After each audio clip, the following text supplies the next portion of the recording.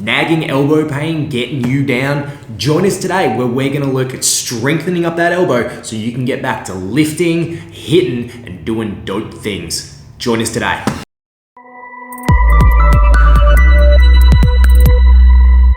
Alright guys, welcome to the table. This is where the magic happens. So, in the previous episode, we talked about what's happening with the elbow, why it's irritated, what could be those causes. Then we talked about some stretching stuff and some self-release to try and get it to calm down. Today, strengthening work. So, this is the magic that happens with tendon stuff. So the things we have to do with tendons, we talked in a previous episode that tendons don't like surprises, meaning big jumps in what's happening. So we've got to manage the load, try and calm things down and figure out what it is that's making those jumps happen, why that tendon group is getting irritated, that inside tendon group we talked about where all those muscles attach.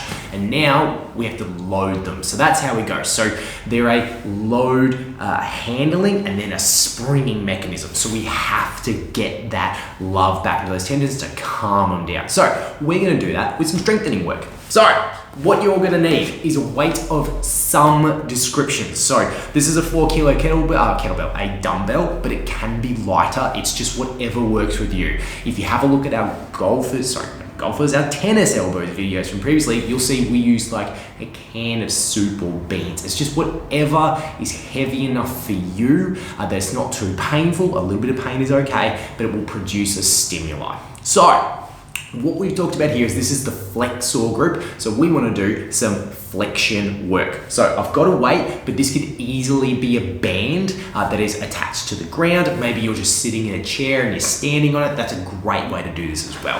But I want to have my wrist just hanging off something. So this might be a bench at the gym. This could be the edge of your bed or a chair, the couch, just something. So we're going to get that hang off, that little overhang. And then all I'm doing from here is I'm just doing a curl and I'm just going to hold.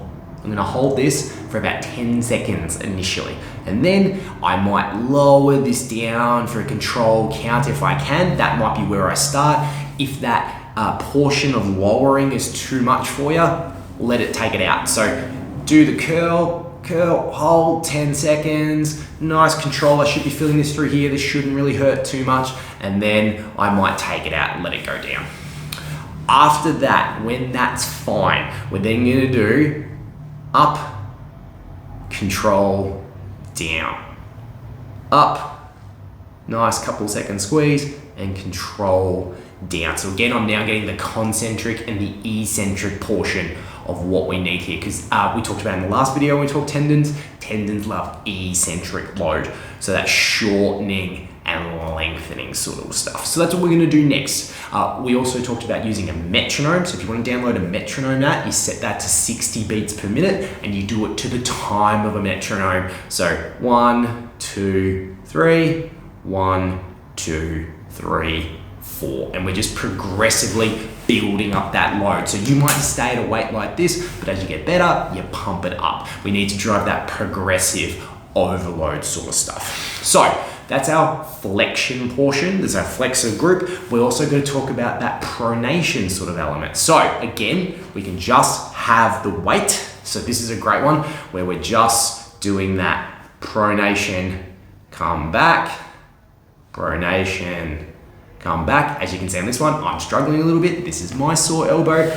You can also go with something like a flex bar or a TheraBar. If you've got one of these guys lying around the house, a mallet is also a great option, or a hammer, where I can again go that over, come back, over, come back, where I'm getting that portion. Or if I'm feeling saucy, I can go the whole way across.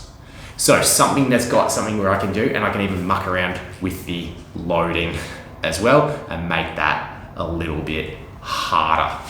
Even in a pinch, we can use a broomstick. Ignore that, where again, I'm doing that pronation, coming back, pronation, coming back, going all the way across if you want to, as long as you can feel that sort of work in there and it's not hurting too much. If that's easy in the middle, you can make it harder, but move your hands further out. So that's our strengthening work element. when you're doing sets and reps, you really want to be looking towards some of that higher work because we are talking sort of endurance stuff. So sets of maybe 10 to 15 with that pace, but see how you go. So you might start lighter and less when you start and build it up from there. So that's how you're going to go about doing that, and that should hopefully really nail those long-term nagging injuries so you can start lifting again, you can start doing pull-ups, you can start crushing balls on the course and start betting all your mates, because really that's what we're all about here.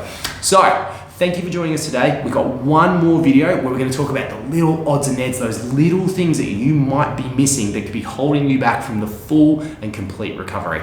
See you next time. Bye.